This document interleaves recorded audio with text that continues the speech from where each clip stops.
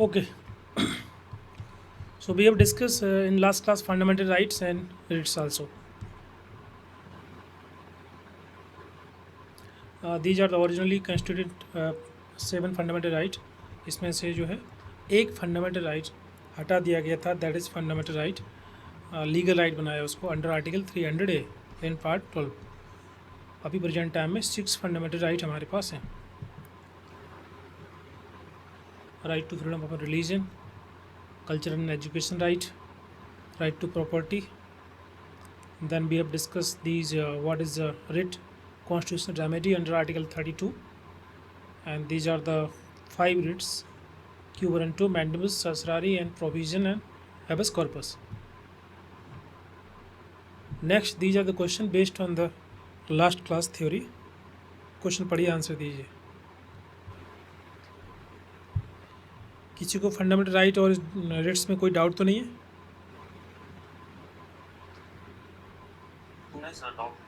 Okay, तो चलिए question हम लोग डिस्कस कर लेते हैं कुछ.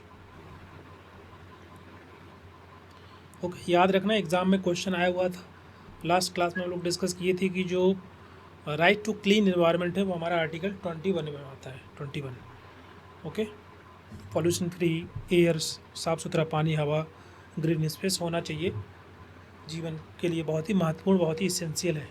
सो that is come under the article 21, right to clean environment.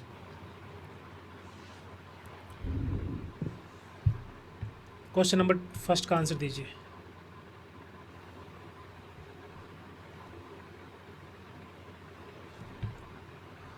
Consider the following statements regarding the Article 14, right to equality.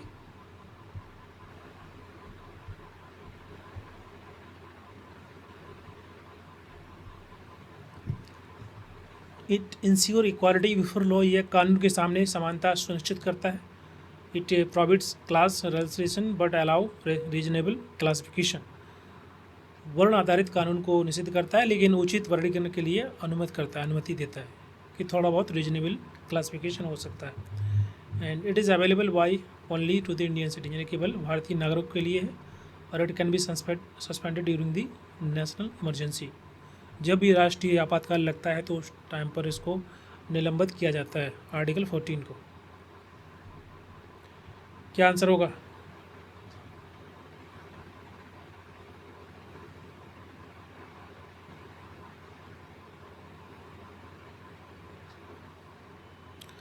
Right to equality की बात कर रहे हैं तो राइट टू इक्वालिटी आपका जो that can be suspended during the national emergency में, ये आपका सस्पेंड नहीं होता है ना. राइट टू इक्वालिटी सस्पेंड नहीं होता. ऑप्शन नंबर 4 नहीं होगा. और ये दोनों के लिए है, चाहे इंडियन हो या कोई भी फॉरेनर हो, उन सब के लिए आर्टिकल 14 है. It ensure equality, it allow, we can say, reasonable classification and it is available for one. Okay, हाँ, तो ये भी गलत हो जाएगा आपका. पहला करेक्ट होगा. मैंने लास्ट क्लास में बताया था कि आपके इंडियन सिटीजन हो या फिर फॉरेनर सिटीजन, उनके लिए भी राइट टू इक्वालिटी तो रहेगा ही रहेगा. क्लियर?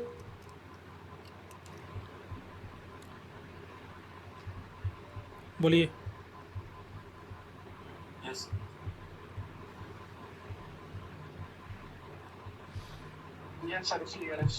ओके, चलिए next question. Question number second.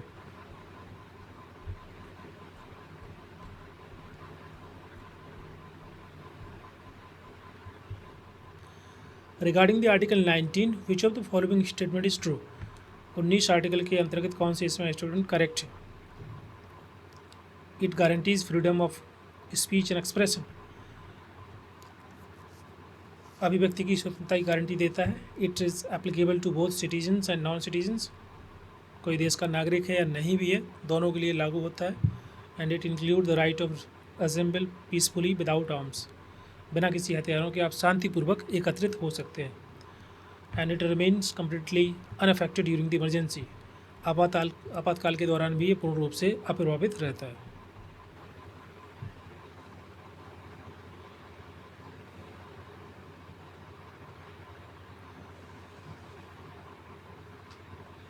क्या करेक्ट होगा?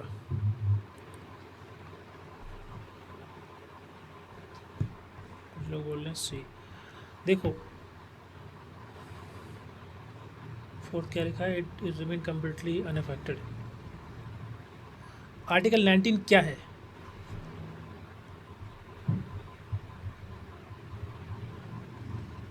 बताइए।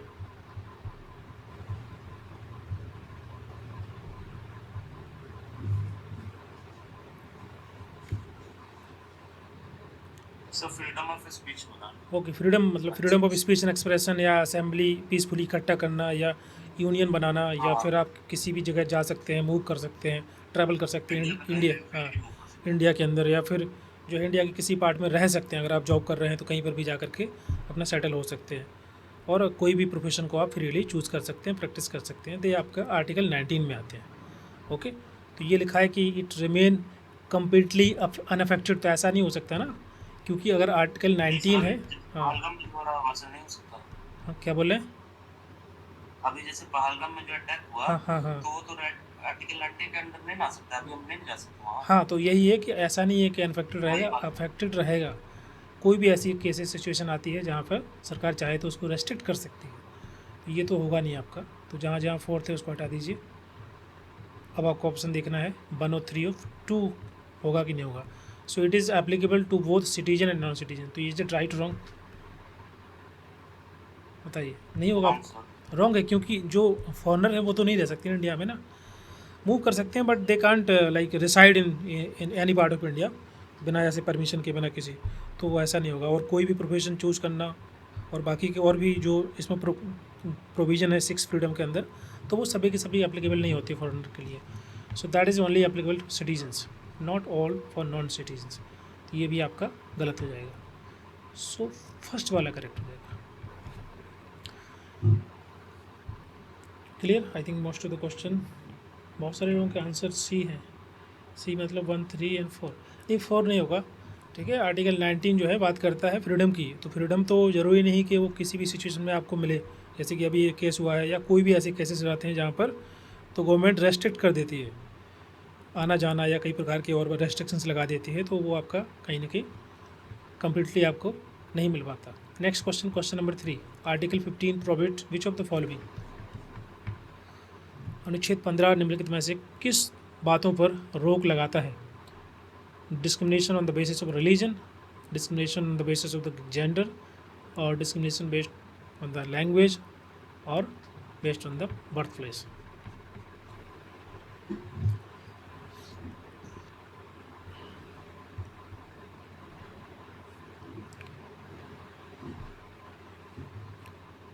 आर्टिकल 15 क्या है? Provision of discrimination.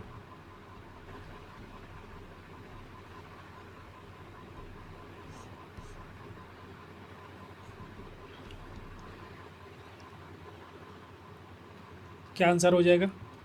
रिलीजन के आधार पर, बर्थ प्लेस के आधार पर, जेंडर के आधार पर, और लैंग्वेज। मतलब कोई जो डिस्क्रिमिनेशन है किसी भी रूप में नहीं होना चाहिए, वो जेंडर हो, रिलीजन हो, रीजन हो, प्लेस हो, बर्थ प्लेस हो, या फिर जेंडर, कुछ भी है। तो ऑप्शन नंबर आपका सी करेक्ट हो जाएगा।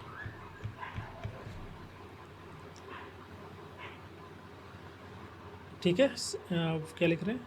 ए B C, A B C D, fourth वाला भी करेक्ट होगा, क्योंकि बर्थ ऑफ प्लेस मतलब जियोग्राफिकल बेसिस पे डिस्क्रिमिनेशन नहीं होता। आप किसी भी इंडिया के अंदर किसी भी जगह रहते हो तो उसके उसके आधार बना करके हम किसी डिस्क्रिमिनेट नहीं कर सकते। Next question, question number 4, what is prohibited in article 17?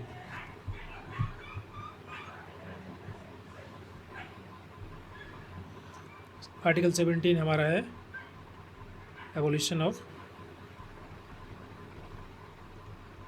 Untouchability.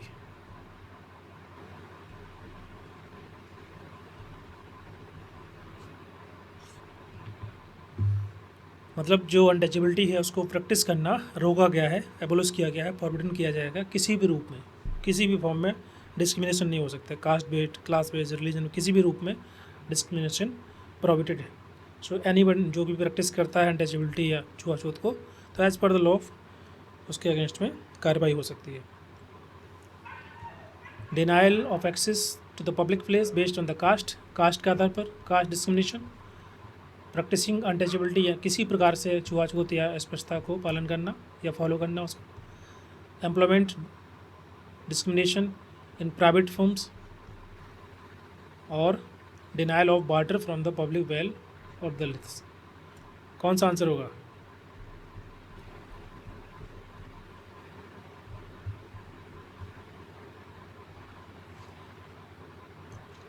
Is it option number c? तीसरे, ओके, नहीं होगा।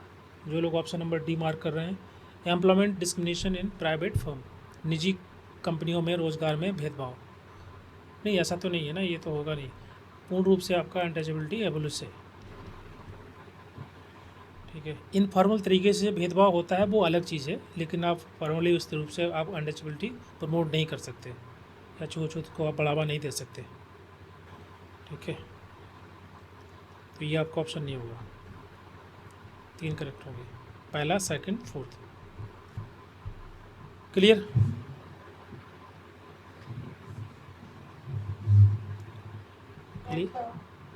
Next question, question number 5।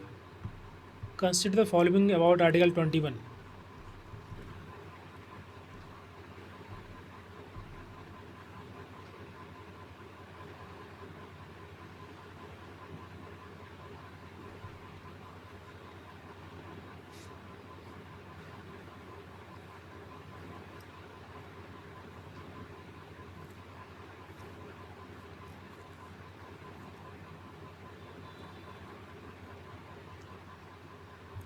Article 21 का आंसर क्या होगा, जल्दी बताइए।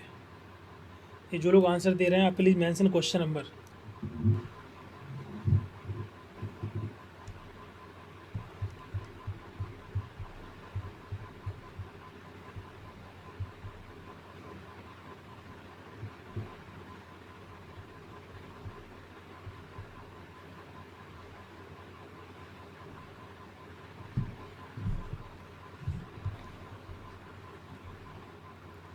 अभी मैं स्टार्टिंग में बताया था कि आर्टिकल 21 के अंदर आता है हमारा राइट टू क्लीन एनवायरनमेंट, तो ये तो पहला करेक्ट है, तो जहाँ फर्स्ट नहीं है उसको हटा दीजिए।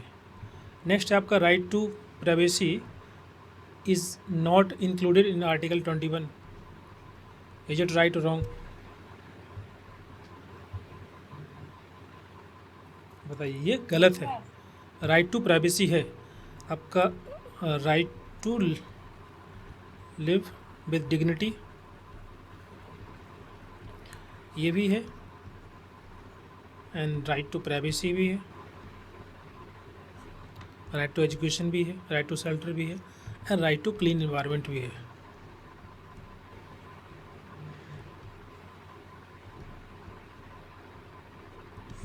ओके, तो ये तो गलत हो जाएगा, तो ये वाला ऑप्शन चला गया आपका।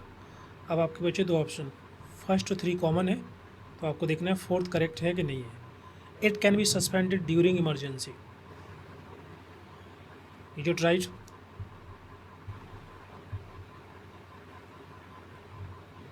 बताइए,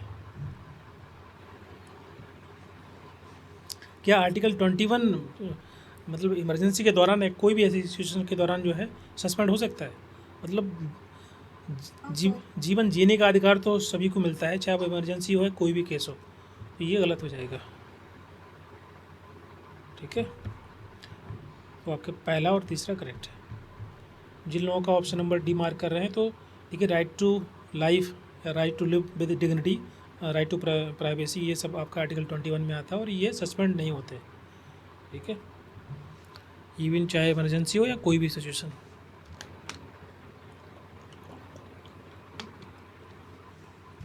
जीने का अधिकार तो सभी को होता है। Question number 6, which of the following are the true regarding article 25?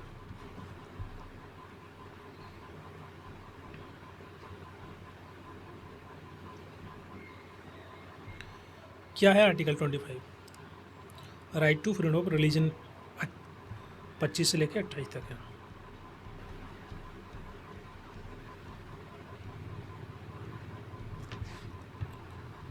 Right to freedom of religion इसमें आपका आर्टिकल 25 है।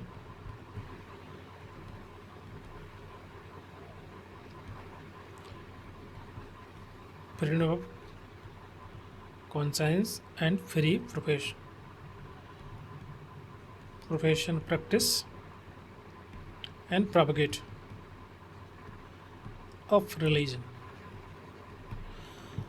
मतलब हर एक व्यक्ति को पूर्ण अधिकार दिया जाता है, अधिकार है उसके पास कि वो किसी भी रिलीजन को फॉलो कर सकता है या किसी भी रिलीजन को फॉलो ना करे, या जो रिलीजियस सिम्बल्स होते हैं उनको पहन सकते हैं, या जो भी रिलीजियस रिचुअल्स होते हैं वो उसको परफॉर्म कर सकते हैं, ठीक है, या किसी भी रिलीजन को प्रोपगेट कर सकते हैं, स्प्रेड कर सकते हैं उसकी जो विचारधारा है या जो बिलीफ सिस्टम है उस दूसरों को। ये सभी आर्टिकल 25 में आता है। ओके, तो क्या आंसर हो जाएगा क्वेश्चन नंबर 6 का? It guarantee freedom of conscience, ठीक है, ये तो मैंने लिखा ही है इसमें। It include the right to convert others by force, ये तो नहीं होगा ना, किसी को जोर जबरदस्ती आप बलपूर्वक उसका धर्म नहीं बदल सकते, कन्वर्ट नहीं कर सकते। सेकंड वाला जहाँ ऑप्शन है उसको हटा दीजिए। तो कुछ स्टेटमेंट आपके देखने से आपको समझ में आ जाएगा कि गलत होगा। It allow propagation of religion, बिल्कुल किसी भी धर्म की जो प्रचार प्रसार करना, प्रोपगेट करना, तो पहला और तीसरा करेक्ट है। तीसरा जहाँ पर है उसको मार्क कर सकते हैं। तो ये ऑप्शन वैसे भी आपका इसमें 3 है नहीं, तो इसको हटा सकते हैं। So try to use elimination method always. It is subject to public order, morality and health, ठीक है, ये बात सही है कि मतलब सब देखो, कोई भी आर्टिकल हम पढ़ेंगे तो उसमें कुछ ना कुछ एक वो रहता है लाइन कि जिसके माध्यम से उसको थोड़ा रोका जा सकता है या अलग तरीके से वो उसको इंटरप्रेट कर सकते हैं। मतलब इससे दूसरे लोगों को नुकसान नहीं होना चाहिए। कुल मिला के ये है, जैसे कि पब्लिक सेफ्टी हार्म ना हो, ठीक है, या कुछ भी ऐसा ना हो जिसकी वजह से नुकसान किसी को हो, इंसानों को या जानवरों को किसी प्रकार से। रिलीजियस प्रैक्टिस ऐसी होनी चाहिए कि वो मोरली करेक्ट हो, एथिकली ठीक हो। अदरवाइज फिर गवर्नमेंट जो होती है वो रेगुलेट कर सकती है या रोक सकती है, या पब्लिक सेफ्टी इंश्योर करने के लिए वो किसी प्रकार के कदम उठा सकती है। So that should be ensure, public order disturb नहीं होना चाहिए। तो ये भी करेक्ट हो जाएगा। Clear? Yes, sir. Question number 7, what does article 23 probit? Article 23 and article 24 दोनों ही एग्जाम के लिए इंपॉर्टेंट है। 23 बात करता है provision of human trafficking and force labour.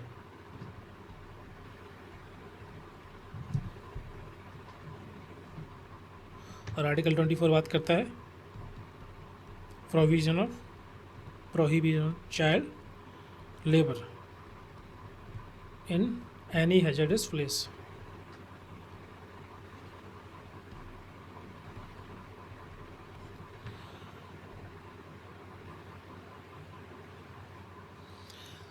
Okay, article 20 का मतलब यहाँ पर किसी प्रकार का ह्यूमन ट्रैफिकिंग करना, लोगों को जो है फोर्स लेबर, लोगों से ज़बरदस्ती काम कराना, स्लेवरी कराना, ये सभी आपके आर्टिकल 23 में आते हैं। कि जैसे जो कॉन्ट्रैक्टर होते हैं ना, फोर्सफुली लोगों से काम कराते हैं, पेमेंट नहीं करते हैं, तो ये पनिशेबल है अंडर आर्टिकल 23। ओके, या किसी को ज़बरदस्ती बंधुआ मजदूर जिसको हम बोलते हैं, वो सभी के सभी आर्टिकल 20 के अंतर्गत, 23 के अंतर्गत प्रोहिबिटेड हैं, that can be punish, article 23। और आर्टिकल 24 बात करता है prohibition of the child labour, ठीक है, जिन बच्चों की उम्र 14 साल से कम है उनसे किसी भी प्रकार का वर्क कराना किसी भी हैजर्डस जगह पर, वो भी रोका गया है, प्रोहिबिट किया गया है, ठीक है। जैसे कि फायर क्रैकर्स कंपनी है या मैन्युफैक्चरिंग कंपनी है जहाँ पर कई प्रकार की विषैली गैस रहती हैं, तो जो कि बच्चों को नुकसान पहुँचा सकती हैं। ओके, तो आर्टिकल अंडर आर्टिकल 24 उसको रोका गया है, and that is also punishable. अब इसमें क्या आंसर है आपका? Begar force labour without payment and human trafficking, bonded labour, child labour, तो ये तो आपका होगा नहीं। ऑप्शन नंबर ए होगा। कुछ लोग ऑप्शन नंबर सी मार्क कर रहे हैं, सी मतलब 1 3। सेकंड भी होगा, ह्यूमन ट्रैफिकिंग मतलब मानव तस्करी करना, लोगों को बेचना, ओके, वो भी आपका रोका गया है। एक जगह से दूसरी जगह लोगों को ले जाते हैं, ह्यूमन ट्रैफिकिंग की जाती है, तो वो भी कहीं ना कहीं आपका प्रोहिबिटेड है article 23। Sir human trafficking article 24 में है या 23 में 24 आपका बच्चों को जो चाइल्ड लेबर है उसको रोकने के लिए है।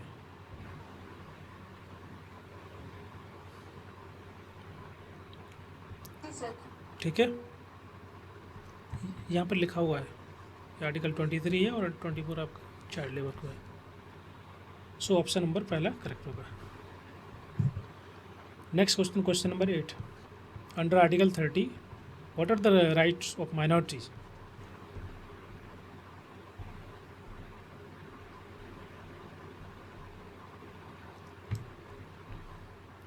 देखिए, ये जो आपका कल्चरल एंड एजुकेशनल राइट जो है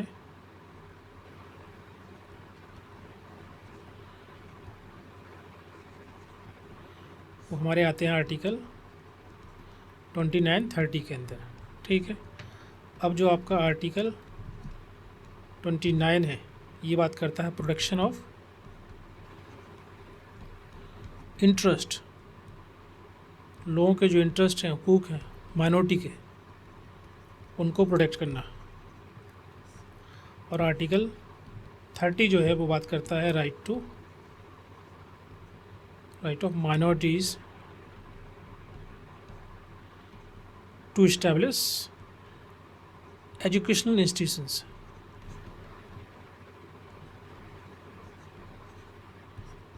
ओके, ताकि वो अपना वो कल्चर और अपनी रिलीजियस जो है उसको बचा पाएँ या शिक्षा के माध्यम से। और इसका मतलब होता है कि जब भी वो स्कूल या किसी प्रकार का संस्था ओपन करते हैं तो उनको ऑटोनॉमी दी जाती है एडमिनिस्ट्रेशन करने के लिए, कि एडमिशन के रिलेटेड या किसी कोई भी प्रकार का वर्क होगा उसमें उनको स्वतंत्रता रहेगी, फ्रीडम रहेगी, and they have the autonomy. So वो हमारे माइनॉरिटी इंस्टीट्यूशंस कहलाते हैं। पहला आपका है 29, article 29 protection of the minority, क्या लिखा है, इंटरेस्ट ऑफ माइनॉरिटी। इसका मतलब है कि कोई भी जो भी अगर छोटी माइनॉरिटी है या वो लोग अपने बोल सकते हैं कि अपनी भाषा को बचाने के लिए, जैसे लैंग्वेज है, स्क्रिप्ट है, कल्चर है, ठीक है, इन सभी चीज़ को वो कंजर्व कर सकते हैं। They have the right under article 29 to protect, to conserve their language, भाषा, script, culture and anything. Okay, उसके लिए वो कोई कल्चरल एक्टिविटी या कल्चरल सेंटर क्रिएट कर सकते हैं अपनी भाषा को प्रिजर्व करने के लिए, तो वो अलाउ किया गया आर्टिकल 29। तो क्या लिखा है इसमें, क्या आंसर होगा क्वेश्चन नंबर 8 का? कुछ लोग डी मार्क कर रहे हैं, कुछ लोग ए मार्क कर रहे हैं। D, establish and administer education institutions, correct. Receive government aid without discrimination, reserve seats for their community in the state institutions, impose religious education in minority school. नहीं, ये तो होगा नहीं। ठीक है, ये 2 ऑप्शन गए, पहला तो करेक्ट है, तो वैसे भी आपको इसी देख कर के मार्क कर सकते हैं। समझ में आ रहा है? देखो, इसमें लिखा है ना, ये ऑप्शन नंबर 3 जो है वो सेंटेंस अगर वो चेंज कर देते तो सही हो सकता है। जैसे लिखा reserve seats for their community in the state institutions, यहाँ पर स्टेट इंस्टीट्यूशन नहीं है, मतलब माइनॉरिटी इंस्टीट्यूशंस के अंदर ऑफकोर्स सीट्स रिजर्व होती हैं, लेकिन जो राज्य या बोल सकते हैं स्टेट इंस्टीट्यूशन हैं उसमें रिजर्वेशन होता है। लेकिन यहाँ पर हम बात कर रहे हैं केवल आर्टिकल 30 की। तो जो रिलीजियस माइनॉरिटी की जो संस्थाएं होती हैं उसमें उनका रिजर्वेशन होता है। ओके, सो दैट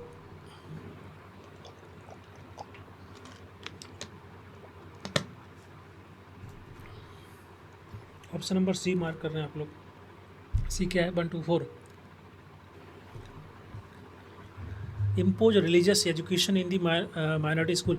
नहीं, शिक्षा जो है इम्पोज नहीं कर सकते किसी प्रकार की रिलीजियस एजुकेशन को, इम्पोज नहीं किया जाता है। वो तो अब जो माइनॉरिटी है या जो भी जिस रिलीजन के हैं तो वो वैसे भी उसको पालन करते हैं, फॉलो करते हैं, और जो भी बिलीफ है उसके लिए इम्पोजिशन नहीं होता है। ओके, ऐसा कोई जोर जबरदस्ती नहीं है, तो ये तो वैसे भी गलत है, ये तो that is against the fundamental right ना। सो ऑप्शन नंबर पहला करेक्ट हो जाएगा। क्लियर है सभी को? Next question, question number 9। यहाँ पर क्वेश्चन नंबर 9 पढ़िए, ये रेट्स को लेकर के क्वेश्चन है। अब आता है हमारा article 32, that is called right to constitutional remedy.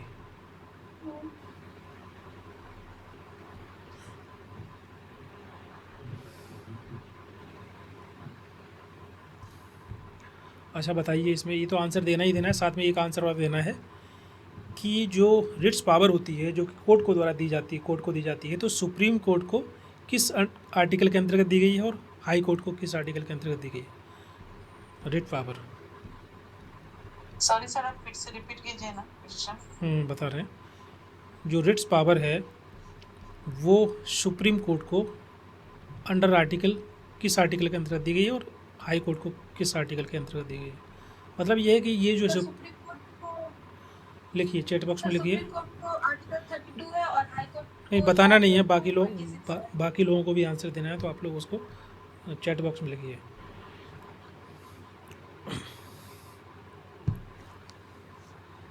Please respond everybody.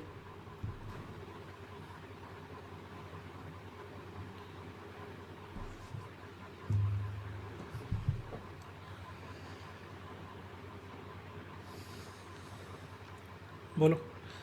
देखिए, सुप्रीम कोर्ट हो या हाई कोर्ट हो, दोनों के द्वारा रेट जारी की जा सकती है, इशू की जा सकती है, बट उनका एक जो है उनको पावर दी गई है जिसको हम बोलते हैं रेट पावर। किसके द्वारा दी गई है? To the Supreme Court article 32 and High Court article 226।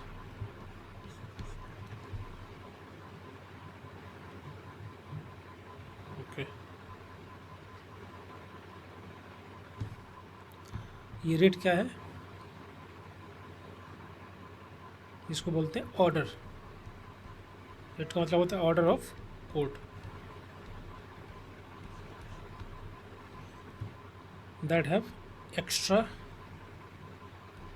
extraordinary judicial power.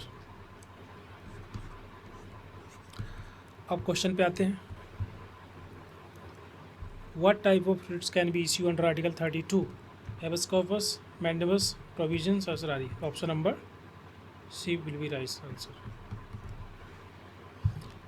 Question number ये कोई, चलिए ठीक है, सभी का आंसर करेक्ट है। क्वेश्चन नंबर 9 का आंसर कुछ लोग डी दे रहे हैं। डी कौन? क्वेश्चन नंबर डी नहीं होगा ना, प्रोविजन भी तो है, मैंने बताया था।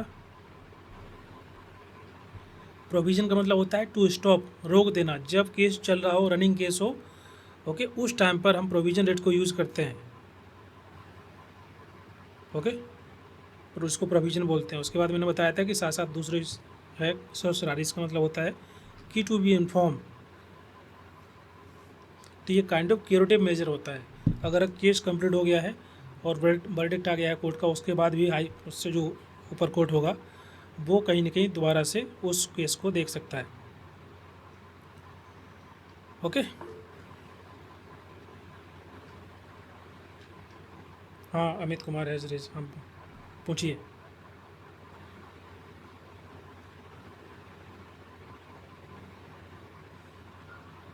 सर, जो भी लास्ट क्वेश्चन डिस्कस किए थे, आर्टिकल 30 वाला कि religious imposition based code behave cases में, अगर सर उस हिसाब से अगर इम्पोज नहीं होगा तो जो मदरसे चलते हैं, हेलो, हाँ, सुन रहे, बोलो। जो मदरसे चलते हैं, या तो सर जो ये जो क्राइस्ट स्कूल चलते हैं जिसमें कैथोलिक और प्रोटेस्टेंट चलते हैं, या आरएसएस स्कूल चलते हैं, सरस्वती विद्या मंदिर चलती है, तो यार सर इंपोजिशन नहीं होता है रिलीजियस एक्टिविटीज का? नहीं, इम्पोजिशन नहीं बोलते हैं उसको। जैसे कि फॉर एग्जांपल आप जिस कम्युनिटी से बिलोंग करते हैं, आप तो उस चीज़ को ऑलरेडी फॉलो कर रहे हैं। जैसे कि आप जो संस्था हिंदू की है उसमें और किसी रिलीजन के टेक्स्ट को या उसके बिलीफ को डालेंगे तो वो इम्पोजिशन कहलाएगा, बिकॉज आप उस बिलीफ सिस्टम में नहीं है और आपको दिया जा रहा है, उसको इम्पोजिशन बोलेंगे।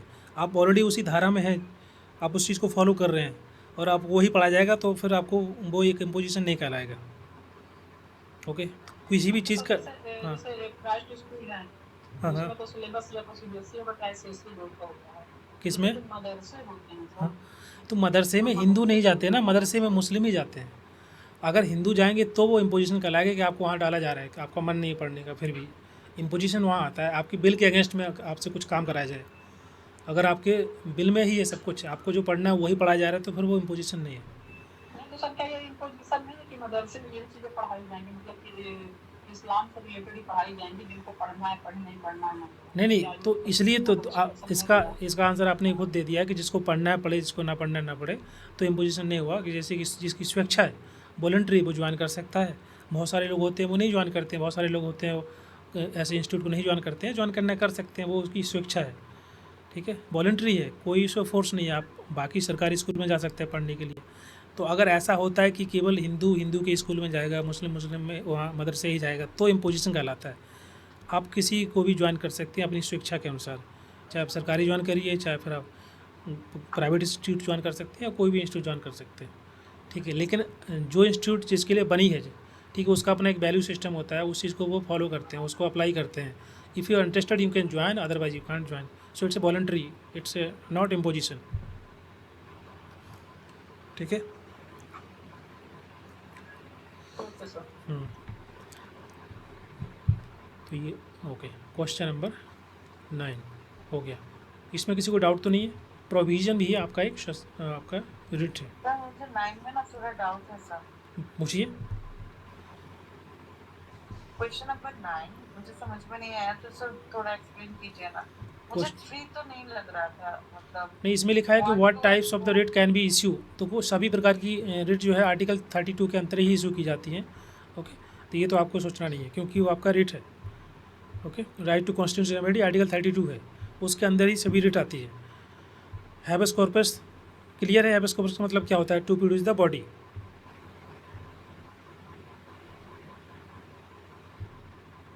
दूसरा है आपका मैंडेमस। मैंडेमस का मतलब क्या होता है? मैंडेमस लास्ट क्लास में बताया था, बी कमांड। हाँ, हम इसमें जो है कोर्ट रिट जारी करता है, इशू करता है अगेंस्ट द पब्लिक अथॉरिटी, और या कोई इन्फीरियर कोर्ट हो सकता है, या प्राइवेट अथॉरिटी हो सकती है। देखिए, प्राइवेट अथॉरिटी का मतलब ये नहीं कि उस यहाँ पर जैसे कभी कभी ऐसा होता है कि गवर्नमेंट के बहुत सारे प्रोजेक्ट जो होते हैं वो कोई प्राइवेट इंस्टीट्यूट ले रखी होती है, ओके। तो वहाँ पर भी इसको रेट जारी किया जा सकता है। वैसे जनरली प्राइवेट इंस्टीट्यूट को, प्राइवेट संस्था को नहीं करते हैं, लेकिन अगर वो गवर्नमेंट से एफिलिएटेड है या कोई प्रोजेक्ट गवर्नमेंट का कर रही है, जैसे फॉर एग्जांपल वैक्सीन बनाया जा रहा है, वो सरकार बनवा रही है वैक्सीन किसी प्राइवेट इंस्टीट्यूट से, तो अगर वो लोग नहीं बनाएंगे तो फिर वहाँ पर रेट जारी की जा सकती है, ओके। तो वो कहीं ना कहीं जो प्राइवेट अथॉरिटी है that is under the like public law, इसलिए वहाँ पर हम रेट जारी कर सकते हैं, लेकिन इन जनरली पब्लिक अथॉरिटी को ही रेट जारी की जाती है। क्लियर है? Yes sir. ओके। तो ये कब जारी की जाएगी?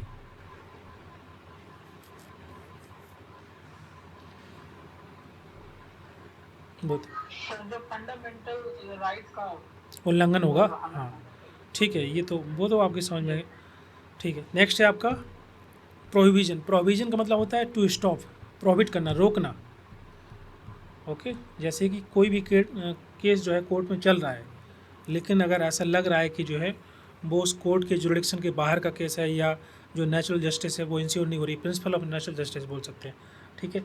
तो ऐसे केस में जब केस चल ही रहा है ड्यूरिंग द प्रोसीडिंग्स, वहाँ पर हम प्रोविजन रिट को जारी करा सकते हैं, या उसको यूज़ कर सकते हैं कि केस रनिंग केस में हम उसको रोक सकते हैं, कि जो प्रोसीडिंग्स है उसको रोका जाए, ओके। बिकॉज ऑफ कि जो लोअर कोर्ट है उसके जुरिडिक्शन में नहीं है वो एरिया, या that is against the principle of natural justice, so we use this provision, okay. तो प्रोविजन रनिंग केस में होता है, और जो ससुरारी होता है वो केस अगर कंप्लीट हो गया है, वर्डिक्ट आ गया है लोअर कोर्ट का, उसमें भी अगर हम दोबारा से चाहें तो उस केस को दोबारा से रीओपन कर सकते हैं इन दी हाई कोर्ट, ओके। सो क्या होगा, हाई कोर्ट क्या करेगा कि जो लोअर कोर्ट है उससे बोलेगा कि भाई आपका जो भी डॉक्यूमेंटेशन है, इन्फॉर्मेशन है, वो शेयर किया जाए, और वो उसको चेक करेंगे, उसके बेसिस पे फाइनल डिसीजन लिया जाएगा। और हो सकता है कि जो लास्ट का जो भी वर्डिक्ट था उसको नल एंड वॉइड कर सकते हैं, वो उसको खारिज कर सकते हैं। सो वो केस होता है ससुरारी का। क्लियर? बताइए किसका क्वेश्चन था? एक और होता है आपका क्यू वारंटो। क्लियर है? किसका क्वेश्चन था? बोलिए।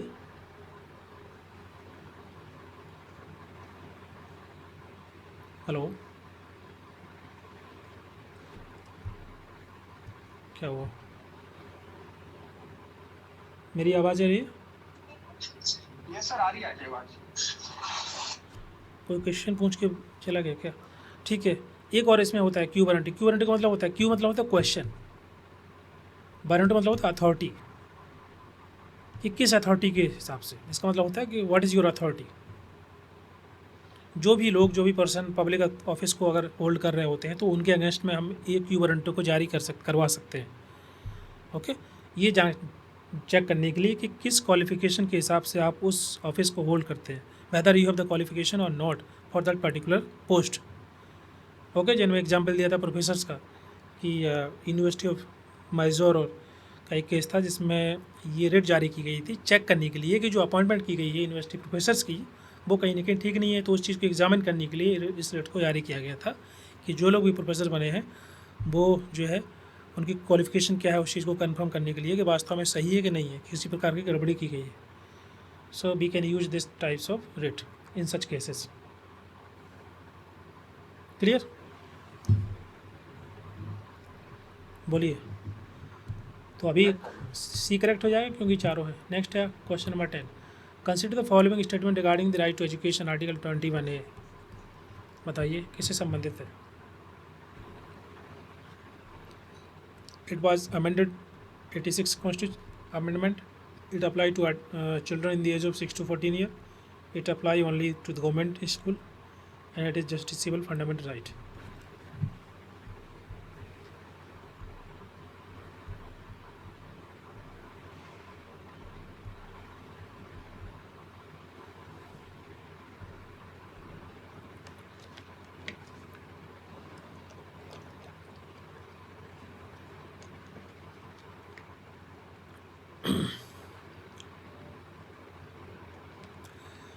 क्या आंसर होगा? देखिए, राइट टू एजुकेशन एक्ट के अंदर सभी प्रकार की संस्थाओं के लिए है। That is not only for the government education. Government aided या अनएडेड कोई भी संस्था है that is applicable for all.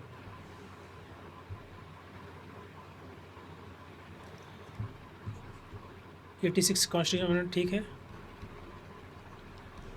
6 to 14 year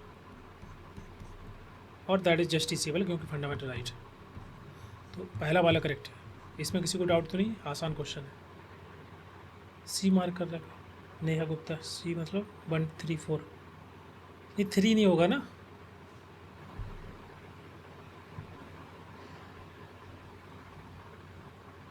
clear? Okay sir. Next question, question number अच्छा ये भी कुछ और क्वेश्चन है अभी। Which the following writ is primarily use to test the legality of the person appointment to the public office, जो अभी just last में डिस्कस किए थे, जिसके माध्यम से हम चेक कर सकते हैं कि जो व्यक्ति जिस पोजीशन पे है उसकी वैधता को जांच करने के लिए हम उपयोग में लाते हैं। कौन सी रेट है वो?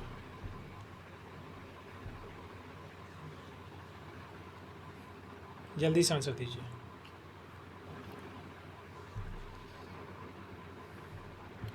लास्ट वाला quo warranto. Clear? Quo warranto है। Question number 2, which the following writs can't be issue against the private institutions, individuals और इंस्टीट्यूशंस। अभी मैं बात कर रहा था कि आपको ध्यान देना है कि जनरली प्राइवेट इंस्टीट्यूशन के अगेंस्ट में ये रेट जारी नहीं की जाती है।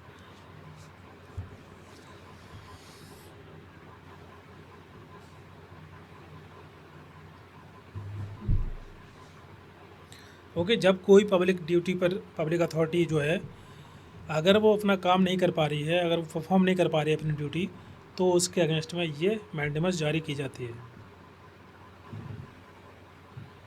Okay, that is option number, क्या आंसर होगा क्वेश्चन नंबर 2 का?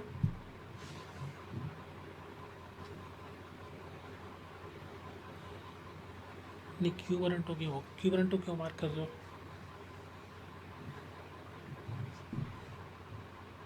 इसमें लिख रहा है कि issue against the private institutions और इंस्टीट्यूशंस। इसका मतलब है कि जैसे मान लीजिए कोई भी अथॉरिटी है, जनरली तो पब्लिक अथॉरिटी के लिए होता है, तो अगर वो अपना उसकी जो ड्यूटी है पब्लिक ड्यूटी उसको परफॉर्म नहीं कर पा रहे हैं तो उसके अगेंस्ट में जारी किया जाएगा।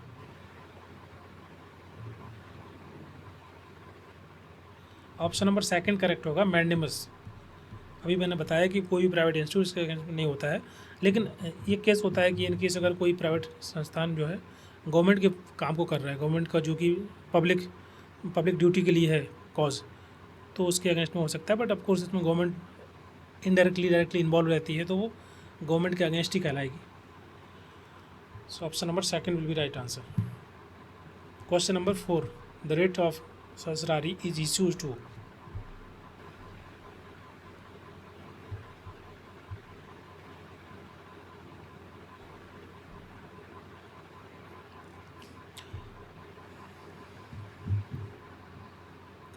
प्रोहिबिजन और ससुरारी, मैंने बताया था कि प्रोहिबिजन पहले और ससुरारी इसके बाद में, अगर केस आपका क्लोज हो गया है दोबारा से को देखना है। ओके, लोअर कोर्ट के द्वारा अगर गलत तरीके से या गलत ऑर्डर दिया गया है that is against the principle of natural justice और देयर जुरिडिक्शन, तो इस केस में दोबारा से हम इस सेट के माध्यम से सुप्रीम कोर्ट जाकर के, हायर कोर्ट जाकर के इस उसको जुडिशियल रिव्यू कर सकते हैं। ओके, बोलते हैं ना जुडिशियल रिव्यू करना, कि जो ऑर्डर दिया गया है लोअर कोर्ट के द्वारा उसको दोबारा से देखा जाएगा, और अगर वो सही नहीं निकलता तो उसको नल एंड वॉइड घोषित कर सकते हैं। Option number c will be right answer. Quash an illegal order pass by the lower court और ट्रिब्यूनल, अगर लोअर कोर्ट के द्वारा, ट्रिब्यूनल के द्वारा कोई ऑर्डर पास किया जाता है और वो इलीगल है तो उसको हम नल अवॉइड कर सकते हैं, ख़त्म कर सकते हैं अंडर द ससुरारी writ. Next question, question number 5. Under which constitutional article can a high court issue writ to the enforcement of fundamental right for any purpose? पढ़िए क्या लिखा है, क्या हो गया?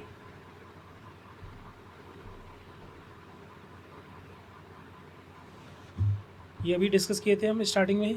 कौन से आर्टिकल के अंतर्गत High Court have the power to issue the writ?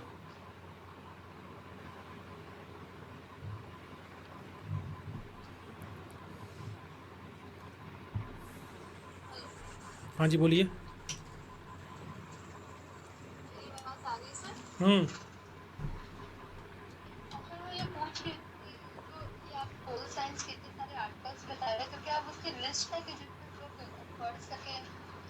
तो वो तो नोट्स में दिया है ना, ये नोट्स में है। आप जो भी जिस भी कोर्स में रहेंगे उसमें आप अगर वो यूनिट 8 के आप पहला चैप्टर देखेंगे तो इसमें सब आर्टिकल दिए हुए हैं, जितने भी हम लोग डिस्कस किए हैं, और इसके अलावा जो नहीं भी किए हैं वो भी उसमें हैं। सर आपने जो बोला था वो क्वेश्चन प्रीवियस क्वेश्चन जो आप बना रहे थे वो बन गया? हाँ, प्रीवियस ईयर क्वेश्चन स्टार्ट करेंगे, लेकिन अभी ये कंप्लीट हो जाए उसके बाद, ठीक है। हेलो, हाँ थोड़ा तेज बोलिए। प्रीवियस ईयर क्वेश्चन डिस्कशन की आप बात कर रहे हैं ना? प्रैक्टिस के लिए पूछ रही थी। हाँ, प्रैक्टिस करेंगे, मतलब अभी इसके बाद तो PYQ डिस्कशन करना है पिछले 5-6 सालों के, तो अभी 1-2 दिन में 2-3 दिन में स्टार्ट करेंगे। ये एक बार कुछ Yes, sir. It will be great, but first we should complete the unit wise or topic wise that some topics, and then after that we have to jump for the previous year question or the mock test question. ठीक है। Sir आपने बताया था कि paper 1 के लिए आप ma'am से पूछ के बताएंगे कौन सा रिलेटेड प्रैक्टिस के लिए। नहीं, वो इतना मुझे अभी याद नहीं रहा, आपने मैसेज कर दिया करो, क्योंकि मैं थोड़ा और भी कामों में। डालना है क्लास का वो टाइम टेबल की मैम इस एसएफए क्लास लेगी और मॉक टेस्ट या वो टेस्ट कौन सा लेंगी उसका भी डेट डाला और रिवीजन का भी डेट डाला मैम ने आज। मैम ने टाइम टेबल आज डाला है ग्रुप में। यस सर, क्रैश कोर्स में तो डाला है मैम ने। ओके, और नोट्स भी बनाया कि वी विल प्रिपेयर, मतलब टाइम टेबल इसके साथ में प्रिपेयर करेंगे, और नोट डाला है कि अगर किसी दिन क्लास की टाइम चेंज भी हो सकती है, अगर पेपर 2 के अगर आप अगर क्लास लेते हैं तो उस हिसाब से क्लास की टाइम चेंज हो सकती है, पर हम अल्टरनेटिव वे में क्लास उसका कर लेंगे। और उन्होंने फिर टाइम टेबल क्रैश कोर्स में तो डाला मैम ने आज ही डाला अफसोस एक्चुअली, और 28 से मैम ने डाला, 28 हाई ऐसा 28 से, ठीक है, 28 से वो स्टार्ट करेंगे। ठीक है। आप देख लेना, जिसका भी ये पेपर 1 का क्वेश्चन था एक बार आप कोऑर्डिनेट कर लेना ग्रुप में, ठीक है। यही क्वेश्चन था ना आपका?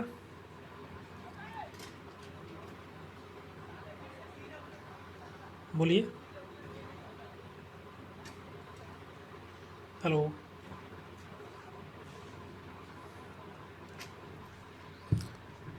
और कोई भी क्वेश्चन रहे तो आप लोग ना मुझे व्हाट्सएप कर दिया करो, मतलब अगर इन केस में अगर नहीं रिप्लाई कर पा रहा हूँ तो आप कर दिया करो, एक दो बार मैं देख ही लूँगा, क्योंकि बहुत सारे मैसेज आ जाते हैं स्टूडेंट के, तो कभी कभी स्किप हो जाता है किसी का मैसेज। ओके, तो मैं रिप्लाई तो करना चाहता हूँ, बट वो स्किप हो जाते हैं बहुत सारे मैसेज, तो नहीं याद रहता है। तो आप लोग मैसेज कर सकते हो मुझे एक दो बार, सो दैट कि मुझे याद रहे, तो मैं बाकी उसमें मैं ध्यान दे लूँगा कि जो भी आपका डाउट है या कोई क्वेश्चन है। ओके, तो ऐसा नहीं सोचना है कि अब रिप्लाई नहीं कर रहे हैं, तो मैं रिस्पॉन्ड करूँगा जैसे ही टाइम मिलेगा, तो मैं उस पर रिस्पॉन्ड करता हूँ। क्वेश्चन नंबर 5 का आंसर हो जाएगा बी, ये हाई कोर्ट के लिए है, ठीक है, और ये सुप्रीम कोर्ट के लिए। क्लियर? श्रेया वर्मा, हाँ जी बोलिए। सर मुझे बोलना था, इसके प्रीवियस क्लास जो आपने लिए थे सर, अभी आपने उसे अपलोड नहीं किया ओके, है, तो मेरा वो अच्छा, छूट गया था, तो आप ठीक है, यस ठीक, सर। मैं अभी अपलोड कर दूंगा। मैं अगर नहीं अपलोड हुआ तो मैं अभी इस क्लास के बाद पहले उसी को अपलोड कर दूंगा मैं, ठीक है। Okay sir, thank okay, next question, question number 6, which writs can be issue against the quasi judicial authority for the violation of the natural justice. अगर प्रिंसिपल ऑफ नेचुरल जस्टिस के अगेंस्ट में जा करके कोई भी जो है जजमेंट दिया जाता है, तो उसको हम किस रिट के माध्यम से उसके अगेंस्ट में इशू कर सकते हैं।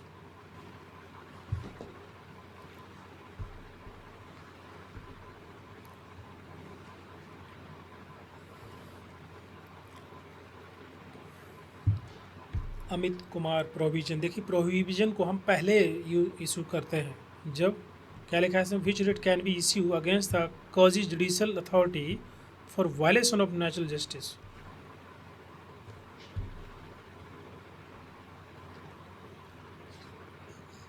दोबारा से पढ़ो क्वेश्चन।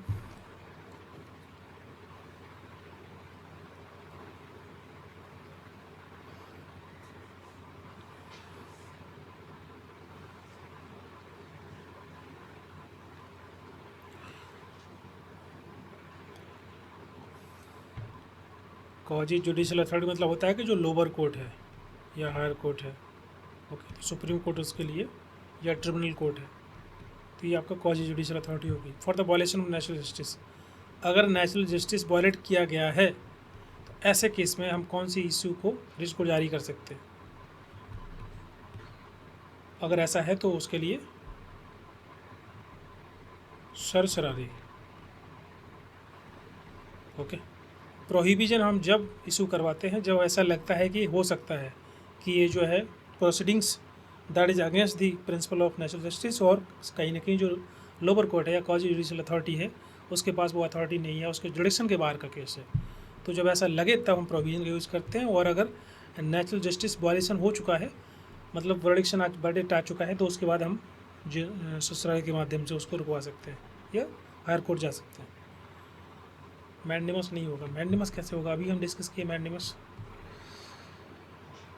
थोड़ा आप एक बार दोबारा देखना ये पूरा का पूरा टॉपिक, आई थिंक बहुत सारे आंसर गलत आ रहे हैं, तो अगर आपको नहीं समझ आएगा दोबारा हम डिस्कस करेंगे।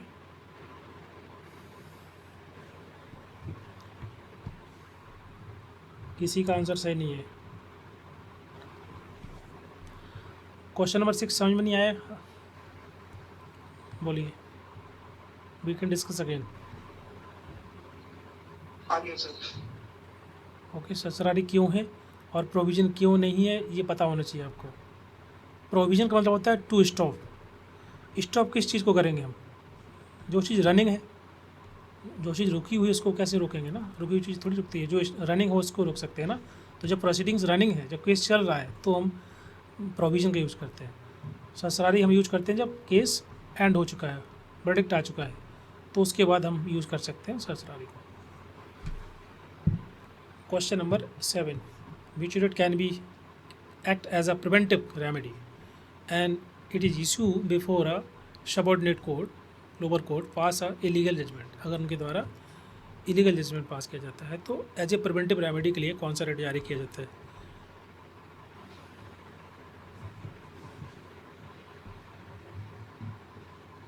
प्रिवेंटिव, बिल्कुल। देखिए, एक होता है आपका प्रिवेंटिव रेमेडी, एक होता है क्यूरेटिव रेमेडी। तो ये तो आपका हो गया प्रोहिबिजन, रोकना। क्यूरेटिव मतलब ठीक करना, वो हो गया ससुरारी। क्लियर। अभी तो क्वेश्चन ये बना है, अगर इनकेस क्वेश्चन ये बनता है क्यूरेटिव रेमेडी का तो आपको सरसरारी मार्क करना है।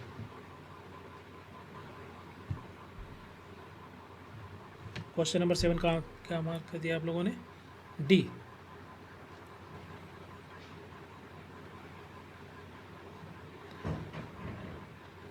ऑप्शन नंबर 7 का डी। डी कैसे क्यों होगा आप लोग समझाइए थोड़ा मुझे।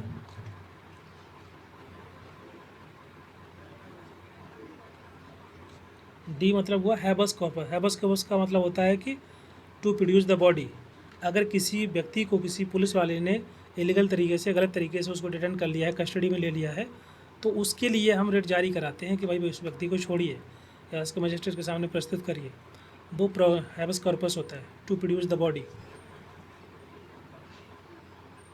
ओके, यहाँ लिख रहा है प्रिवेंटिव रेमेडी। प्रिवेंटिव रेमेडी का मतलब होता है कि हम जिस चीज़ को रोक पाएँ। ओके, जो हम दवा खाते हैं प्रिवेंटिव की तरह, मतलब रोकने के लिए कुछ अगर हो रहा है, ओके, लग रहा है कि शायद बुखार आ सकता है तो हम दवा ले लेते हैं पहले से, वो हमारा प्रिवेंटिव मेजर कहलाता है। ओके, हेल्थ टर्म में आप समझोगे तो उसको बोलते हैं प्रिवेंटिव मेजर लेना। और अगर कोई चीज़ हो जाती है, कोई अगर मान लीजिए डिजीज हो गई है तो हम दवा खा रहे हैं, वो क्यूरेटिव मेजर है, उसको ठीक कर पाएँ। ओके, तो अगर and it is issued before the subordinate court, lower court pass in illegal, अगर इलीगल जजमेंट पास कर दिया गया है तो ऐसे केस में मतलब किया जा रहा है तो प्रिवेंटिव मेजर के रूप में क्या ले सकते हैं? That is prohibition.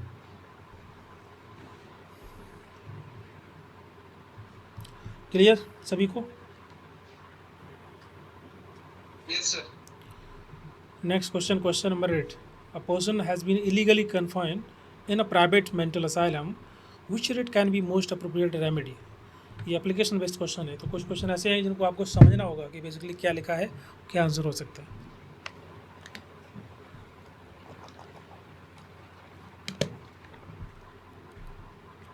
एक आपका केस हो गया ये।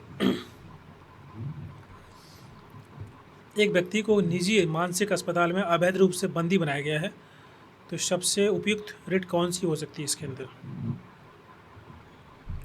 अगर किसी व्यक्ति को मैंने बताया था कि अनलॉफुल डिटेंशन किया जाए, कस्टडी में रखा जाता है, जो कि अनलॉफुल है, बिना उसे बताए समझाए कुछ, अगर आप किसी व्यक्ति को डिटेंट करते हैं, सो दैट विल बी, अभी डिस्कस किए थे, बिल्कुल करेक्ट। क्या आंसर होगा?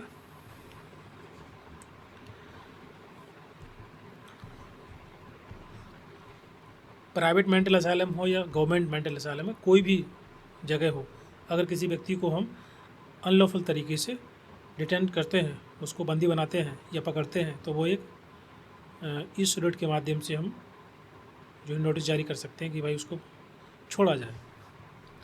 Option number C, habeas corpus, to produce the body.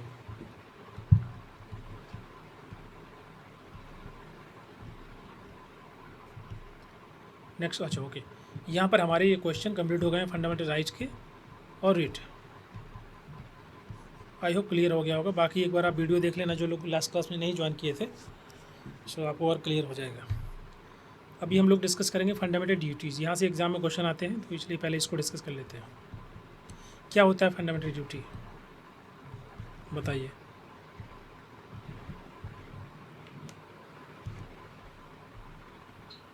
Our duty towards our nation.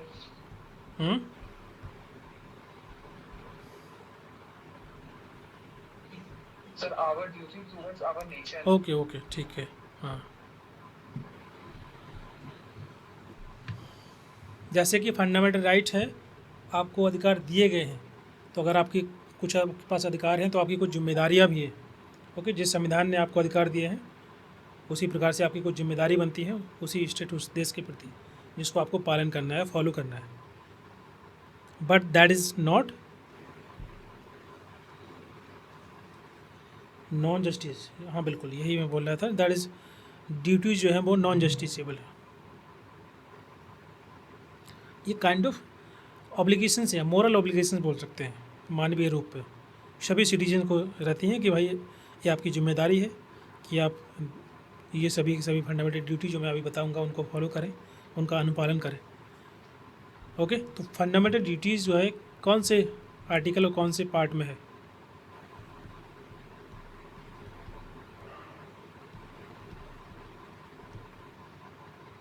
बताइए।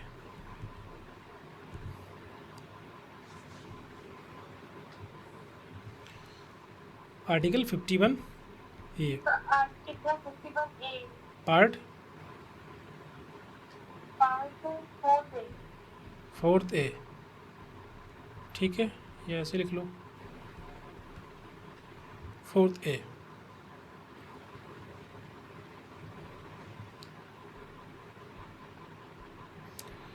जो फंडामेंटल ड्यूटीज़ का जो आइडिया है वो किस संविधान से लिया गया है?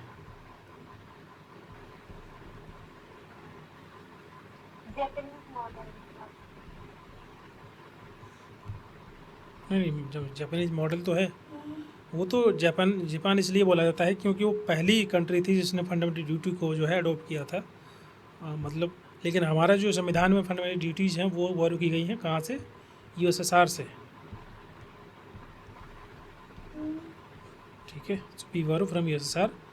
एंड जो जापान है मतलब फंडामेंटल ड्यूटीज़ को लेकर के जो है वही एक पहली डेमोक्रेटिक कंट्री स्टेट थी जिसमें ड्यूटीज़ के बारे में चर्चा की गई थी कि जो नागरिक हैं उनकी बहुत सारी जिम्मेदारियां होती हैं या उनको फॉलो करना चाहिए, तो वो जापान है। बट हमारे संविधान के अंदर जो ड्यूटी हैं वो that is inspire from the USSR constitution. Clear? किस इंडियन कॉन्स्टिट्यूशन अमेंडमेंट एक्ट के अंतर्गत फंडामेंटल ड्यूटीज़ को ऐड किया गया? बताइए, एक क्वेश्चन, दो क्वेश्चन।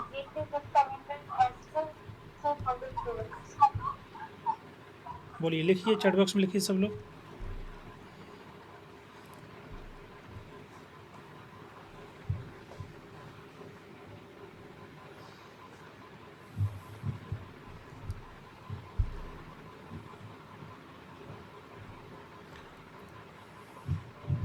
दो हजार चार में कौन सा है?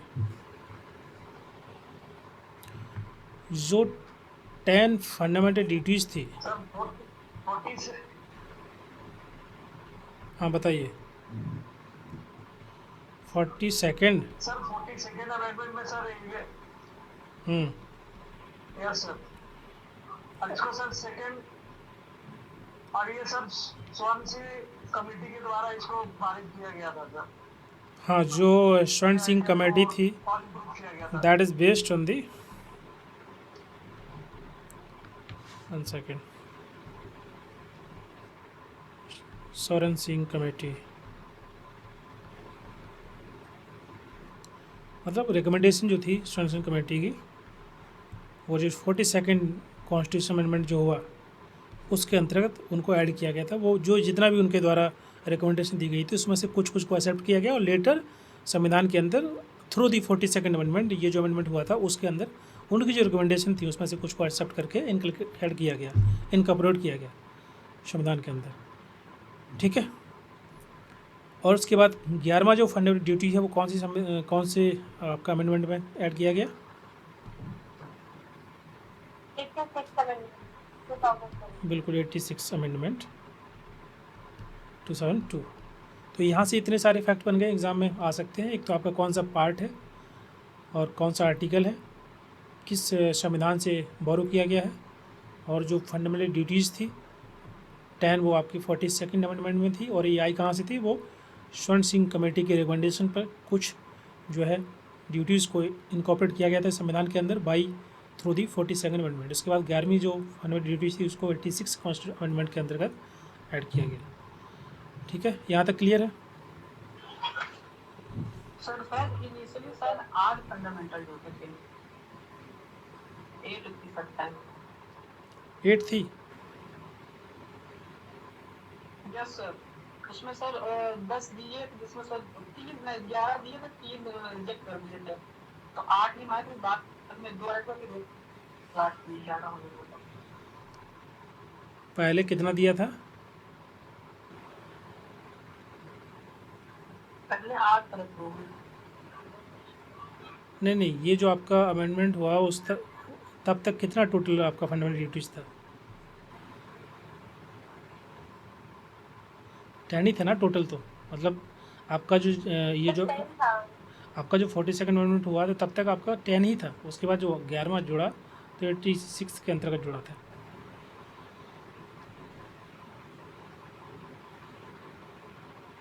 ओके, अगर ऐसा कुछ है 8 है जो समथिंग, अगर उसका कुछ डॉक्यूमेंट मुझे भेजोगे तो मैं करेक्ट कर लूँगा, ठीक है।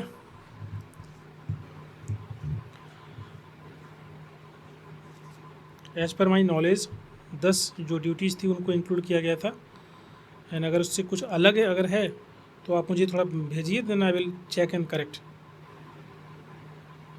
किसका था, कौन बता रहे थे? बोलिए।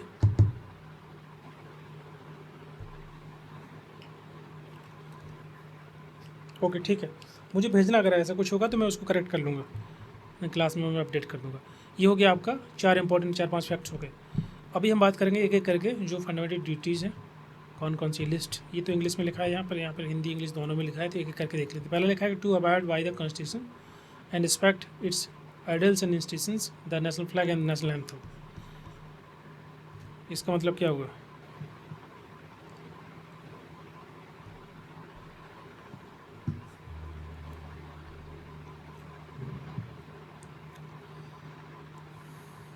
बताइए।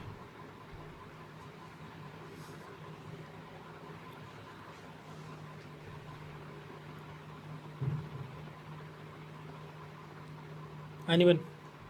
देखो वैसे तो पढ़ के आप समझ में आ जाएगा, लेकिन मैं थोड़ा एक्सप्लेन कर दूंगा तो इजी होगा याद करने में।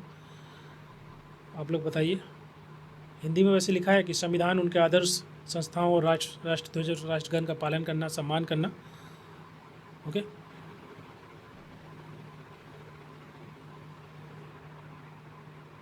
दूसरा है to cherish and follow the Nobel.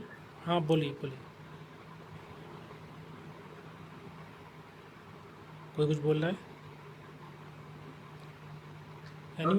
Okay, second है to cherish and follow the noble ideals which inspire the nation struggle for the freedom. इसका मतलब क्या होता है कि जो भी फ्रीडम फाइटर्स थे उनका जो सेक्रीफाइस है उसको याद रखना, उसको रिमेंबर करना, जैसे भगत सिंह हैं, गांधी हैं, नेहरू हैं, बाकी जितने भी, सुभाष चंद्र बोस हैं। ओके, तो उनके द्वारा जो भी शिक्षा दी गई या जो भी सिविक एक्शंस लिए गए उस टाइम पर ड्यूरिंग फ्रीडम स्ट्रगल, तो उस चीज़ को, उनका जो सेक्रीफाइस था उसको याद रखना और चेरिश करना उस चीज़ को, दैट इज़ सेकंड। तीसरा है to uphold and protect the sovereignty, unity and integrity of nation. इसका मतलब क्या हुआ? अपने देश की जो है सॉवरेनिटी को प्रोटेक्ट करना, यूनिटी, इंटीग्रिटी, और ऐसे किसी प्रकार के एक्शंस को अवॉइड करना, ऐसे किसी प्रकार के वर्क को या स्पीच को या कुछ भी जिसकी वजह से हमारे समाज के अंदर या देश के अंदर एक हेट्रेड की भावना डेवलप हो, या कोई भी जैसे देश के अंदर बोल सकते हैं कि कहीं ना कहीं कोई भी आपका जो टेररिस्ट एक्टिविटी होती है या अनलॉफुल एक्टिविटी होती है, ठीक है, उसको सपोर्ट ना करना या उससे एसोसिएट ना होना, उसको रोकने के लिए काम करना, कोशिश करना, अवॉइड करना, that is to uphold and to protect the sovereignty, unity and integrity of nation. देश की रक्षा, अखंडता, उसको प्रमोट करना, समर्थन करना। To defend the country and render national service when called up to do so. इसका मतलब क्या हुआ?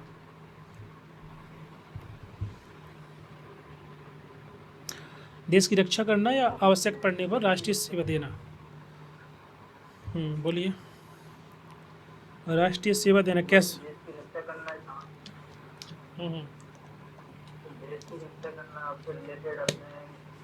लोकल एरिया में वहाँ पे जिस प्रकार की परिस्थिति हो रही है उसको सॉल्व करना, अपने लेवल पे नहीं हो रहा है तो कानूनी रूप से उसको समाधान करवाना। बिल्कुल, देखिए हो रहा है।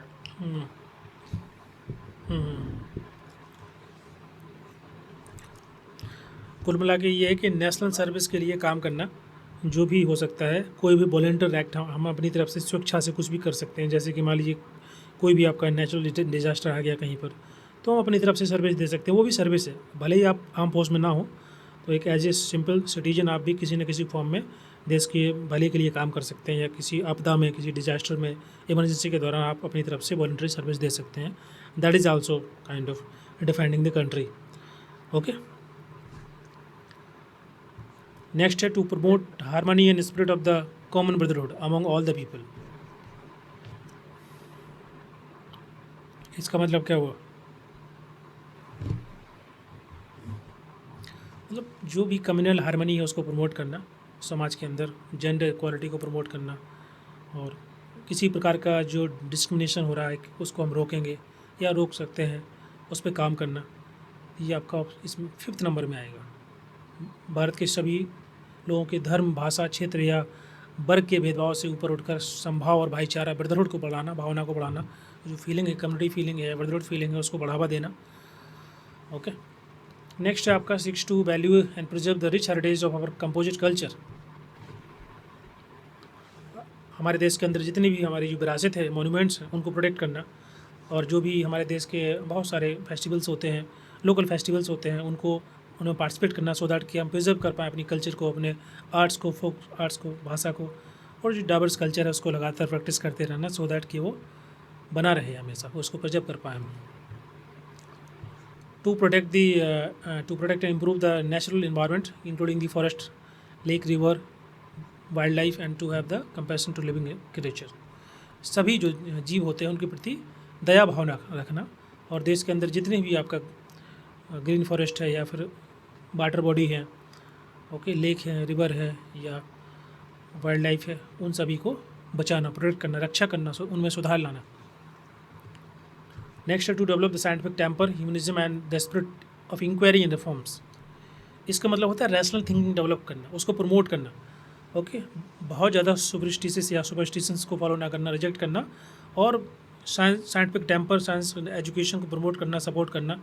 जैसे कि हम लोग सेलिब्रेट करते हैं नेशनल साइंस डे, ये क्या है? इसके माध्यम से बच्चों के अंदर हम एक रैशनल थिंकिंग डेवलप कर रहे हैं, या साथ ही साथ एक साइंटिफिक टेम्पर डेवलप कर रहे होते हैं। To safeguard public property and to observe violence.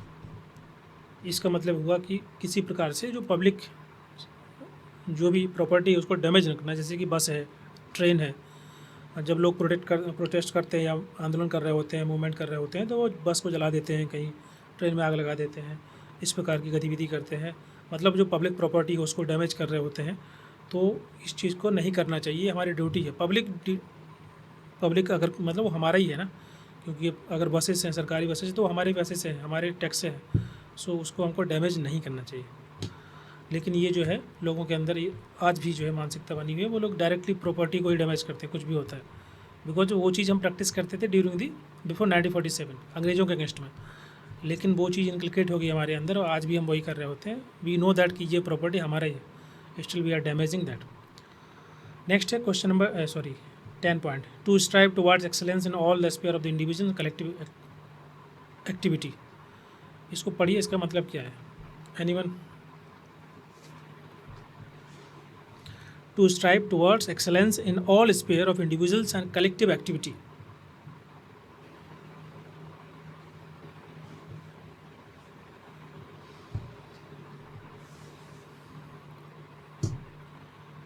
व्यक्तिगत और सामूहिक गतिविधियों में सभी क्षेत्रों में उत्कृष्टता की ओर सतत प्रयास करना लगातार, ताकि देश के अंदर जो है देश उपलब्धि हासिल करे, प्रयास तक पहुँचे।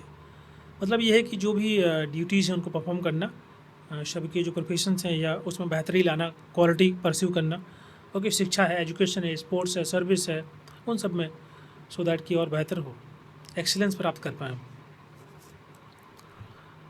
नेक्स्ट है 11, it shall be a duty of the every citizen of India who is a parent और गार्जियन। जो भी पेरेंट्स हैं, गार्जियंस हैं, उनको अपॉर्चुनिटी देनी चाहिए बच्चों के लिए जिनकी उम्र 6 से 14 साल है, जो कि हमारा 86 कॉन्स्टिट्यूशन अमेंडमेंट के अंदर इसको ऐड किया गया। Right to education act RT 2009 ये कहीं ना कहीं सपोर्ट करता है making elementary education as a fundamental right.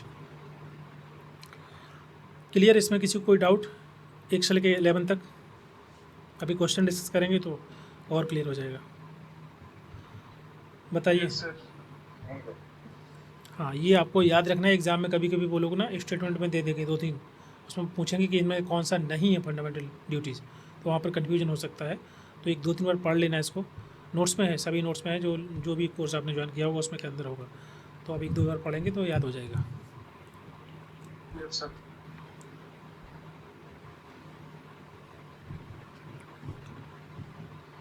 Okay, तो अगर मैं ऐसे पूछूं कि अगर आपको एनवायरनमेंट को प्रोटेक्ट करना है तो उसके लिए क्या कर सकते हैं एज ए सिटीजन? सबसे पहला, सबसे प्राइमरी जो स्मॉल चीज़ है, क्या कर सकते हैं? सर दो तीन चीजें जो मतलब तुरंत मेरे दिमाग में स्ट्राइक की, जैसे हम लोग प्लास्टिक का यूज बंद कर सकते हैं, जैसे एनवायरमेंट फ्रेंडली हो सकता है। आसपास के जितने हमारे पेड़ हैं जितने वो हैं, तो हम उन्हें पानी दे सकते हैं, प्लांटेशन करके, वो भी एनवायरमेंट के लिए फ्रेंडली हो सकता है। बिल्कुल और शुरुआत। जितना हो सके बोलिए बोलिए। और जितना हो सके उतना कम इलेक्ट्रिसिटी यूज करें सर, जैसे यूज नहीं, मतलब रूम में खाली है कोई नहीं है तो। बिल्कुल, इंडिविजुअली व्यक्ति जो अपनी तरफ से कर सकता है वो वही कर सकता है कि कम से कम इलेक्ट्रिसिटी या बाकी चीज़ें यूज़ करे, पानी कम यूज़ करे, जितना ज़रूरत है उतना करे, और स्पेशली जो सिंगल प्लास्टिक है उसका यूज़ अवॉइड करना। जो चीज़ हमारे हाथ में है, इंडिविजुअली हम जो एफर्ट कर सकते हैं, वो कम्युनिटी एफर्ट अलग आएगा, लेकिन as a in our hand जो हम कर सकते हैं डेली बेसिस पे या हर घंटे, हर 2 घंटे में जो चीज़ें हम देखते हैं, उसमें भी हम कहीं ना कहीं कुछ ना कुछ कंट्रीब्यूट कर सकते हैं। Okay, yes sir.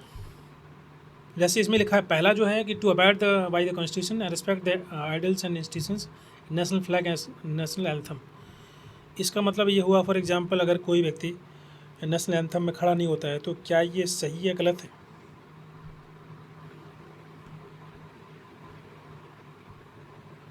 बताइए। गलत नहीं बोल सकते, बट उसको रिस्पेक्ट दे रहे हैं तो वो हमारे देश का इंसान है, तो उसको रिस्पेक्ट देना चाहिए। मेन इंडिविजुअल, हाँ हमारे देश का इंसान है, उसको मैं रिस्पेक्ट देना हमारे लिए गर्व होना चाहिए, ना कि उसको इग्नोर करना। If anyone is not singing national anthem or not standing during the national anthem, then is it right or wrong? Wrong. Okay, so means अगर और कोई व्यक्ति अगर नहीं खड़ा होना चाहता है तो फिर उस केस में आप क्या करेंगे?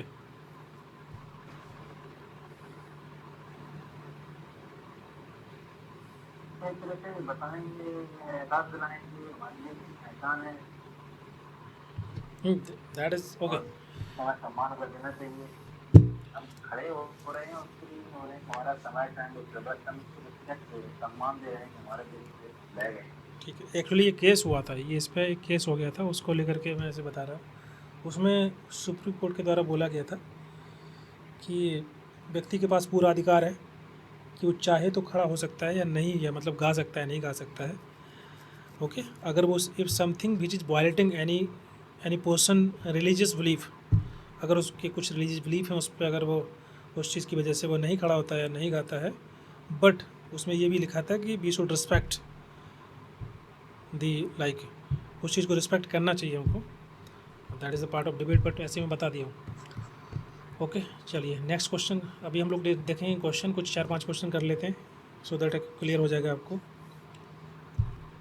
पहला क्वेश्चन पढ़िए।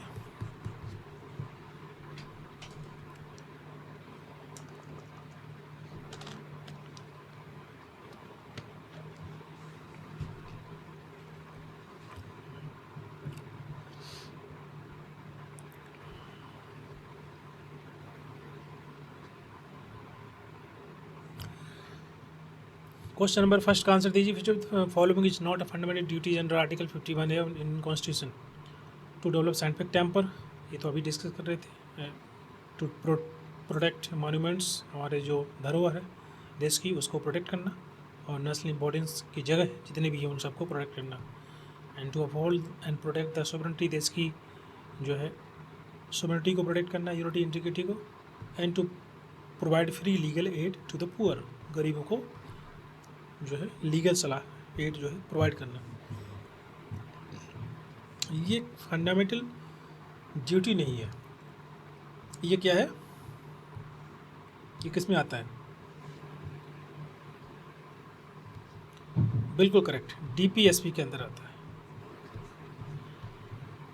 ओके, अंडर आर्टिकल 39 ए है शायद, इतना लिख लीजिए डीपीएसपी, वो अगर हम लोग डिस्कस करेंगे तो क्लियर हो जाएगा। तो ये तो करेक्ट हो जाएगा, क्योंकि ये नहीं है, पूछ रहे कौन सा नहीं है, बाकी के तीनों करेक्ट है। ये नहीं होगा, ये आपका डीपीएसपी का पार्ट है। अमित कुमार लिख रहे हैं आर्टिकल 39 ए, मतलब सही है।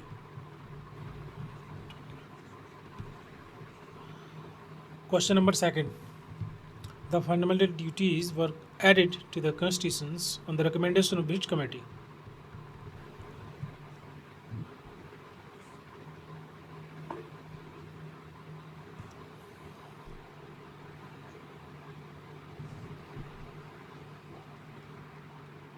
रेज हैंड अहिबरन सिंह, हाँ जी पूछिए।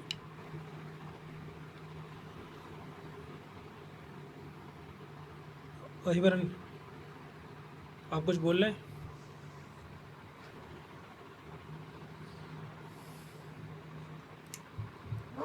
ओके, ऑप्शन नंबर कौन सा सी करेक्ट होगा?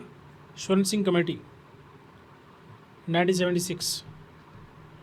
ये कौन सी भाषा लग गया इसमें?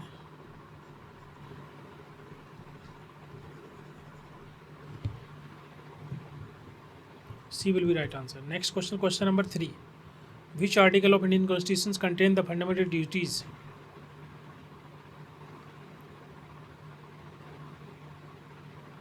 बताइए। अभी क्वेश्चन आसान लग रहा है आप लोगों को, बट अगर अभी 2 महीने बाद 3 महीने बाद दोबारा से पढ़ोगे क्वेश्चन को तो कंफ्यूज हो जाओगे कि ये वाला है कि ये वाला है या ये हो सकता है, क्योंकि अभी रिसेंट हम लोग डिस्कस किए हैं, तो you can mark right answer. तो इसलिए आप रिवाइज करते रहना जितनी ड्यूटीज़ हैं, कौन सा आर्टिकल है, कौन सा पार्ट है, फंडामेंटल राइट का कौन सा है, प्रीएम्बल का कौन सा है, बहुत सारे हो जाएंगे तो आपको याद करना में थोड़ा डिफिकल्टी होगी, सो रिवाइज करना। Okay, option number C correct हो जाएगा। Next question, question number 4, which of the following fundamental duties was added by the 86th Constitutional Amendment 2002?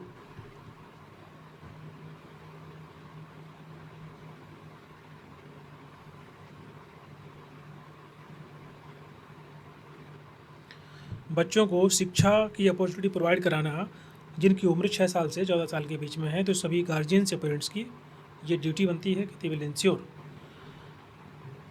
the opportunity for the education to the child in the age of 6 to 14 years. तो option number C will be right answer. Duty of the parents and guardians to provide education to the child. C will be right answer. Next question, question number 5. Which of the following statement is true regarding the fundamental duties? There is enforceable by the law like fundamental right. जिस प्रकार से fundamental right को जो है enforceable है and justiciable है by the court, supreme court, उसी प्रकार से ये भी है। It is not binding on the citizens, ये बाध्य नहीं है लोगों पर, लोगों की इच्छा है तो उसको मान सकते हैं या नहीं मान सकते। They are only moral obligations not legal. हाँ बिल्कुल, ये मोरल ऑब्लिगेशंस हैं, एक काइंड ऑफ आपकी एक नैतिक जिम्मेदारी बनती है कि आप इनको फॉलो करें, and that can be enforce by the legal provisions backed by the legislation. अगर कानून बनता है तो फिर आपको वो as per the legal provisions वो इन्फोर्सेबल हो पाएगी।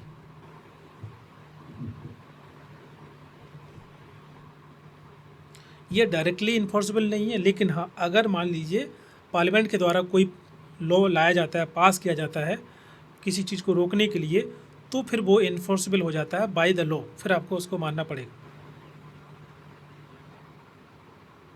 क्लियर है? तो ये करेक्ट है, that can be enforce by the legal provision. अगर मान लीजिए पार्लियामेंट के अंदर कोई लॉ लाया गया, बिल लाया गया, उसको पास किया गया, तो फिर वो इन्फोर्सेबल मतलब काइंड ऑफ उसका इफेक्ट जो होगा वो डायरेक्टली इन्फोर्सेबल होगा।